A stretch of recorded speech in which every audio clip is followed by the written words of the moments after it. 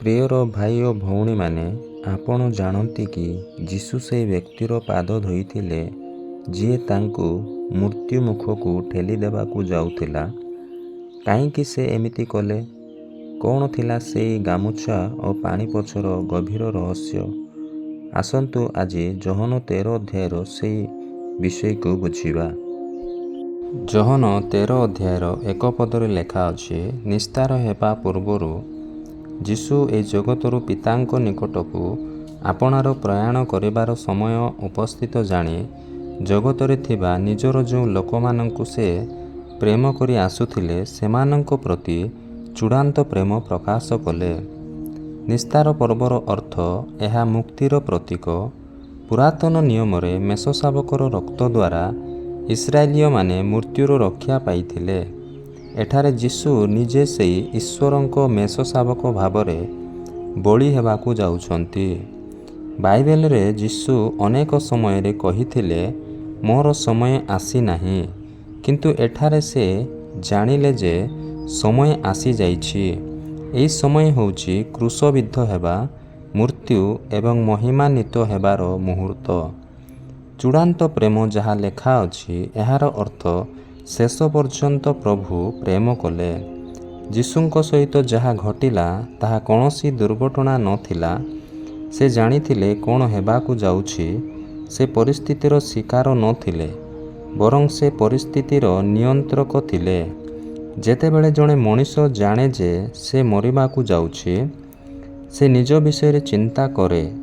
କିନ୍ତୁ ଯୀଶୁ ମୃତ୍ୟୁର ଅତି ନିକଟରେ ଥାଇ ମଧ୍ୟ ନିଜ ଲୋକମାନଙ୍କ ବିଷୟରେ ଚିନ୍ତା କରୁଥିଲେ। ଏହି ନିଜ ଲୋକଙ୍କ ମଧ୍ୟରେ ପିତର ଥିଲେ ଯିଏ ଅସ୍ୱୀକାର କରିବେ। ତଥାପି ଯୀଶୁ ସେମାନଙ୍କୁ ଶେଷ ପର୍ଯ୍ୟନ୍ତ ପ୍ରେମ କଲେ। ଏହା ହିଁ ହେଉଛି ପ୍ରକୃତ ଅନୁଗ୍ରହ। ପ୍ରଶ୍ନ ହେଉଛି, ଯୀଶୁ ଶିଷ୍ୟମାନଙ୍କର ଦୁର୍ବଳତା ଜାଣି ମଧ୍ୟ ସେମାନଙ୍କୁ କାହିଁକି ପ୍ରେମ କଲେ? ଉତ୍ତର ହେଉଛି, କାରଣ ପ୍ରଭୁଙ୍କ ପ୍ରେମ ଆମର ଯୋଗ୍ୟତା ଉପରେ ନୁହେଁ, ବରଂ ତାଙ୍କର ସ୍ୱଭାବ ଉପରେ ନିର୍ଭର କରେ। ସେ ପ୍ରେମ ସ୍ୱରୂପ। ସେ ଆମକୁ ସେଥିପାଇଁ ପ୍ରେମ କରନ୍ତି ନାହିଁ ଯେ ଆମେ ଭଲ, ବରଂ ସେଥିପାଇଁ ପ୍ରେମ କରନ୍ତି ଯେ ସେ ଅତି ଉତ୍ତମ। ପରିସ୍ଥିତିକୁ ନୁହେଁ, ପ୍ରେମକୁ ଦେଖନ୍ତୁ। ଯଦି ଆପଣ କୌଣସି କଷ୍ଟଦାୟକ ସମୟ ଦେଇ ଗତି କରୁଛନ୍ତି, ତେବେ ନିଜ ସମସ୍ୟାରେ ବୁଡ଼ି ନ ରହି ଅନ୍ୟମାନଙ୍କୁ କିପରି ସାହାଯ୍ୟ କରିପାରିବେ ତାହା ଚିନ୍ତା କରନ୍ତୁ। ଯଦି ଯୀଶୁ ବିଶ୍ୱାସଘାତକ ଯିହୁଦାକୁ ଶେଷ ପର୍ଯ୍ୟନ୍ତ ପ୍ରେମ କରିପାରିଲେ, ତେବେ ଆପଣ କାହିଁକି ଆପଣଙ୍କୁ କଷ୍ଟ ଦେଇଥିବା ଲୋକଙ୍କୁ କ୍ଷମା କରିପାରିବେ ନାହିଁ? ଆଜି ହିଁ ସେହି କ୍ରୋଧକୁ ମନରୁ କାଢ଼ି ଦିଅନ୍ତୁ। ଆପଣ ହେଉଛନ୍ତି ପ୍ରଭୁଙ୍କର ନିଜ ଲୋକ। ଦୁନିଆ ଆପଣଙ୍କୁ ଛାଡ଼ିପାରେ, କିନ୍ତୁ ସେ ଆପଣଙ୍କୁ ଶେଷ ପର୍ଯ୍ୟନ୍ତ ପ୍ରେମ କରିବେ। ଯୋହନ 13 ଅଧ୍ୟାୟର 2 ପଦରେ ଲେଖା ଅଛି, ଇସ୍କରିୟତା ଯିହୁଦାର ହୃଦୟରେ ଯୀଶୁଙ୍କୁ ଶତ୍ରୁ ହସ୍ତରେ ସମର୍ପଣ କରିବା ନିମନ୍ତେ ସଂକଳ୍ପ ଜାତ କରି ସାରିଥିଲା। ସଂକଳ୍ପର ଅର୍ଥ ଶୈତାନ ଯିହୁଦାର ମନରେ ବିଷ ଭରି ଦେଇଥିଲା। ଏଠାରେ ସଂକଳ୍ପମାନେ ହେଉଛି ପାପର ବୀଜ। 3 ପଦରେ ଲେଖା ଅଛି, ପିତା ଯୀଶୁଙ୍କ ହସ୍ତରେ ସମସ୍ତ ବିଷୟ ସମର୍ପଣ କରିଅଛନ୍ତି। ଏହାର ଅର୍ଥ ଯୀଶୁଙ୍କ ପାଖରେ ସବୁଠାରୁ ବଡ଼ ଶକ୍ତି ଥିଲା। ସେ ଚାହିଁଥିଲେ ଯିହୁଦାକୁ ସେହି ମୁହୂର୍ତ୍ତରେ ଦଣ୍ଡ ଦେଇ ପାରିଥାନ୍ତେ। 4 ପଦରେ ଲେଖା ଅଛି, ପ୍ରଭୁ ନିଜର ବସ୍ତ୍ର କାଢ଼ିଲେ। ଏହା କେବଳ ପୋଷାକ ନୁହେଁ, ବରଂ ନିଜର ରାଜକୀୟ ପରିଚୟକୁ ପଛରେ ପକାଇବା। 5 ପଦରେ ଲେଖା ଅଛି, ଯୀଶୁ ଶିଷ୍ୟମାନଙ୍କର ପାଦ ଗାମୁଛାରେ ପୋଛିବାକୁ ଲାଗିଲେ। ସେହି ସମୟରେ ଏହା ଜଣେ ନୀଚ ଦାସର ପରିଚୟ ଥିଲା। 3 ଓ 4 ପଦରେ ଏକ ବଡ଼ ରହସ୍ୟ ଅଛି। ଯୀଶୁ ଜାଣିଲେ ଯେ ସେ ଈଶ୍ୱରଙ୍କଠାରୁ ଆସିଛନ୍ତି, ସେ ସର୍ବଶକ୍ତିମାନ। ସେଥିପାଇଁ ସେ ପାଦ ଧୋଇବାକୁ ଉଠିଲେ। ମଣିଷ ପାଖରେ ଶକ୍ତି ଆସିଲେ ସେ ଶାସନ କରେ, କିନ୍ତୁ ଈଶ୍ୱରଙ୍କ ପାଖରେ ଶକ୍ତି ଅଛି ବୋଲି ସେ ସେବା କରନ୍ତି। ଯେଉଁ ବ୍ୟକ୍ତି ନିଜର ପରିଚୟ ବିଷୟରେ ଜାଣିଥାଏ, ସେ ଛୋଟ କାମ କରିବାକୁ ଡରେ ନାହିଁ। ଯୀଶୁ ଜାଣିଥିଲେ ସେ ଈଶ୍ୱରଙ୍କ ପୁତ୍ର, ତେଣୁ ଦାସ ହେବା ଦ୍ୱାରା ତାଙ୍କର ସମ୍ମାନ କମିଯିବାର ଭୟ ନଥିଲା। ଯୀଶୁ ଜାଣିଥିଲେ ଯିହୁଦା ବିଶ୍ୱାସଘାତକତା କରିବ, ତଥାପି ସେ ତା'ର ପାଦ ଧୋଇଲେ। ଏହା ଦର୍ଶାଏ ଯେ ପ୍ରଭୁଙ୍କ ପ୍ରେମ ଆମର ପାପଠାରୁ ଅଧିକ ବଡ଼। ପ୍ରଶ୍ନ ହେଉଛି, ଯୀଶୁ କାହିଁକି ଭୋଜନର ମଝିରୁ ଉଠିଲେ? ଉତ୍ତର ହେଉଛି, କାରଣ ଶିଷ୍ୟମାନେ ମନେ ମନେ ଆଲୋଚନା କରୁଥିଲେ, କିଏ ସବୁଠୁ ବଡ଼? ଯୀଶୁ କହିବା ଅପେକ୍ଷା କରି ଦେଖାଇବାକୁ ଶ୍ରେଷ୍ଠ ମନେ କଲେ। ଉପଦେଶ ଦେବା ସହଜ, କିନ୍ତୁ ଆଣ୍ଠୁମାଡ଼ି ସେବା କରିବା କଠିନ। ପ୍ରଶ୍ନ ହେଉଛି, ଗାମୁଛା ବାନ୍ଧିବାର ଅର୍ଥ କ'ଣ? ଉତ୍ତର ହେଉଛି, ଏହା ହେଉଛି ପ୍ରସ୍ତୁତି। ଯୀଶୁ ସବୁବେଳେ ସେବା କରିବା ପାଇଁ ପ୍ରସ୍ତୁତ ରହୁଥିଲେ। ଗାମୁଛା ହେଉଛି ଆଧ୍ୟାତ୍ମିକ ଯୁଦ୍ଧର ବସ୍ତ୍ର, ଯେଉଁଠାରେ ନମ୍ରତା ହିଁ ସବୁଠୁ ବଡ଼ ଅସ୍ତ୍ର। ଯଦି କେହି ଆପଣଙ୍କ ବିରୁଦ୍ଧରେ ଖରାପ କହୁଛି, ତାକୁ ଗାଳି ନ ଦେଇ ତାଙ୍କ ପାଇଁ କିଛି ଭଲ କାମ କରନ୍ତୁ। ଏହା ହିଁ ହେଉଛି ଶୈତାନକୁ ହରାଇବାର ଏକମାତ୍ର ଉପାୟ। ସେବା ପାଇଁ କୌଣସି ବିଶେଷ ଦିନ ଅପେକ୍ଷା କରନ୍ତୁ ନାହିଁ।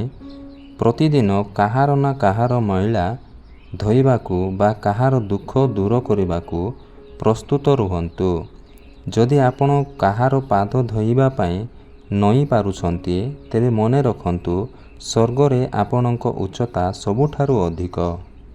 ଯୋହନ 13 ଅଧ୍ୟାୟର 6 ପଦ 7 ପଦରେ ଲେଖା ଅଛି, ସେ ସିମୋନ ପିତରଙ୍କ ନିକଟକୁ ଆସିବାରୁ ପିତର ତାହାଙ୍କୁ କହିଲେ, ପ୍ରଭୁ, ଆପଣ କି ମୋର ପାଦ ଧୋଇବେ?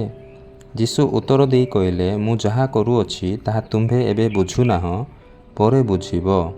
ପିତର ଭାବୁଥିଲେ ସେ ନମ୍ରତା ଦେଖାଉଛନ୍ତି, କିନ୍ତୁ ପ୍ରକୃତରେ ସେ ପ୍ରଭୁଙ୍କୁ ଶାସନ କରୁଥିଲେ। ଯୀଶୁ ଶିଖାଇଲେ ଯେ ଆତ୍ମିକ ଶୁଦ୍ଧତା ପାଇଁ ନିଜର ବିଷୟକୁ ଛାଡ଼ି ପ୍ରଭୁଙ୍କ ଆଗରେ ସମ୍ପୂର୍ଣ୍ଣ ସମର୍ପଣ କରିବାକୁ ହେବ। ଯୀଶୁ କହିଲେ, ଯିଏ ସ୍ନାନ କରିଛି, ଯିଏ ଥରେ ଉଦ୍ଧାର ପାଇଛି, ତାକୁ କେବଳ ପାଦ ଧୋଇବା ଦରକାର। ଏହାର ଅର୍ଥ ଆମେ ଥରେ ଯୀଶୁଙ୍କୁ ଗ୍ରହଣ କଲେ ପାପରୁ ମୁକ୍ତ ହେଉ। କିନ୍ତୁ ଏହି ଦୁନିଆରେ ଚାଲିଲା ବେଳେ ପ୍ରତିଦିନ ଯେଉଁ ମନର ମଇଳା ଲାଗେ, ତାକୁ ପ୍ରତିଦିନ ପ୍ରଭୁଙ୍କ ଚରଣରେ ଧୋଇବାକୁ ହେବ।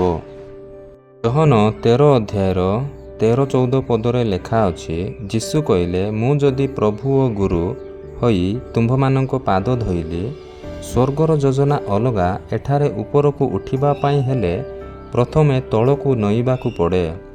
ପ୍ରଶ୍ନ ହେଉଛି, ଯୀଶୁ ପିତରଙ୍କୁ କାହିଁକି କହିଲେ, ମୁଁ ନ ଧୋଇଲେ ତୁମ୍ଭର ମୋ ସହିତ କିଛି ଅଂଶ ନାହିଁ? ଉତ୍ତର ହେଉଛି, କାରଣ ଯୀଶୁଙ୍କ ସେବାକୁ ଗ୍ରହଣ ନ କରିବା ଏକ ପ୍ରକାର ଅହଙ୍କାର। ଯଦି ଆମେ ତାଙ୍କ ପାଖରେ ନଇବା ନାହିଁ, ତେବେ ତାଙ୍କ ଅନୁଗ୍ରହ ଆମ ପାଖରେ ପହଞ୍ଚି ପାରିବ ନାହିଁ। ଆମେ ଯେତେ ବଡ଼ ହେଲେ ବି ପ୍ରଭୁଙ୍କ ଆଗରେ ଶିଶୁ ପରି ହେବାକୁ ପଡ଼ିବ। ଯୋହନ 13 ଅଧ୍ୟାୟର 17 ପଦରେ ଯାହା ଲେଖା ଅଛି, ପ୍ରଶ୍ନ ହେଉଛି, ଧନ୍ୟ କିପରି ହେବେ? ଯୀଶୁ କହିଲେ, ଜାଣିଲେ ନୁହେଁ, କଲେ ଧନ୍ୟ ହେବ। ଅଧିକାଂଶ ଖ୍ରୀଷ୍ଟିଆନ ବହୁତ ଜ୍ଞାନ ରଖନ୍ତି, କିନ୍ତୁ ସେବା କରନ୍ତି ନାହିଁ। ପ୍ରକୃତ ଆନନ୍ଦ କେବଳ ପାଳନରେ ହିଁ ଥାଏ। ସେବା କେବଳ ଶବ୍ଦ ନୁହେଁ, କର୍ମ ଅଟେ। ଆପଣଙ୍କୁ ଯିଏ ଛୋଟ ଦେଖାଉଛି, ତାକୁ ଆଜି ସମ୍ମାନ ଦିଅନ୍ତୁ। କାହାର ଗୋଟିଏ ଛୋଟ ଆବଶ୍ୟକ ପୂରଣ କରନ୍ତୁ। ରାତିରେ ଶୋଇବା ପୂର୍ବରୁ ପ୍ରଭୁଙ୍କ ପାଖରେ ବସନ୍ତୁ ଏବଂ କୁହନ୍ତୁ, ପ୍ରଭୁ, ଆଜି ଦିନସାରା ଆମ ମନରେ ଯେଉଁ ଖରାପ ବିଚାର ଆସିଛି, ତାକୁ ଧୋଇଦିଅ। ପ୍ରିୟ ଭାଇ ଓ ଭଉଣୀମାନେ, ଭିଡ଼ିଓଟି ଶେଷ କରିବା ପୂର୍ବରୁ ଗୋଟିଏ କଥା ମନେ ରଖନ୍ତୁ, ଆଜି ଆମେ ଯୀଶୁଙ୍କୁ ପ୍ରଭୁ ବୋଲି ତ ଡାକୁଛୁ, ଆମେ ସମ୍ମାନିତ ହେବାକୁ ଚାହୁଁଛୁ, କିନ୍ତୁ ଅନ୍ୟର ପାଦ ଧୋଇବାକୁ ଆମକୁ ଲାଜ ଲାଗୁଛି। ମନେ ରଖନ୍ତୁ, ଯଦି ଆପଣ ଜୀବନରେ ସତରେ ବଡ଼ ହେବାକୁ ଚାହୁଁଛନ୍ତି, ତେବେ ପ୍ରଥମେ ସବୁଠୁ ଛୋଟ ହେବାକୁ ଶିଖନ୍ତୁ। ଆଜି କେବଳ ଭିଡ଼ିଓଟି ଦେଖି ଛାଡ଼ି ଦିଅନ୍ତୁ ନାହିଁ, ବରଂ ଆଜି ହିଁ କାହାକୁ କ୍ଷମା କରିଦିଅନ୍ତୁ, କାହାର ଗୋଟିଏ ଛୋଟ ସେବା କରିଦିଅନ୍ତୁ। ସେଦିନ ହିଁ ଆପଣଙ୍କ ଯୋହନ 13 ଅଧ୍ୟାୟର ପଢ଼ିବା ସଫଳ ହେବ। ଯଦି ଏହି ଭିଡ଼ିଓଟି ଆପଣଙ୍କ ହୃଦୟକୁ ଛୁଇଁଥାଏ, ତେବେ ଏହାକୁ ନିଜ ପ୍ରିୟଜନଙ୍କ ସହ ସେୟାର କରନ୍ତୁ, କାରଣ ଆପଣଙ୍କର ଗୋଟିଏ ସେୟାର କାହା ଜୀବନରେ ଆଲୋକ ଆଣିପାରେ। ଆମେନ୍।